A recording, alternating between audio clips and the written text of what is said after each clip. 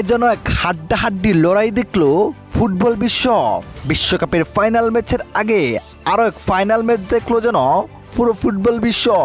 Half এনারের আগে 4 গোলে পিছিয়ে থেকে হাফ এনারের পর অবিশ্বাস্যভাবে একের পর এক আক্রমণ করেও শেষ মুহূর্তে ফ্রান্সের কেমন হার।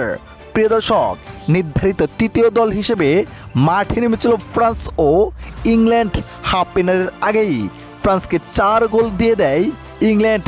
0 গোলে পিছিয়ে থেকে হাফ এনার শেষ করেন ফ্রান্স। এরপর কিছুটা ভয়ঙ্কর রূপে ফিরে আসেন কিলিয়ান এমবাপ্পের জুরাহা গোলে 3-4 গোলে এগিয়ে থাকেন ফ্রান্স ও ইংল্যান্ড। এরপর ডিবক্সের ভিতরে ইংল্যান্ডের প্লেয়ারকে ফাউল করে বসেন। এতে ইংল্যান্ড দুর্দান্ত একটি পেনাল্টি পান, দুর্দান্তভাবে দিয়ে 5 গোলে এগিয়ে থাকেন। শেষ মুহূর্তে ডাম্বেলের গোলেও জিততে পারল না ফ্রান্স। 4-6 গোলে ম্যাচ হেরে যায় ফ্রান্স। এতে নির্ধারিত হয়ে যায় তৃতীয় দল হিসেবে শক্তিশালী ইংল্যান্ড।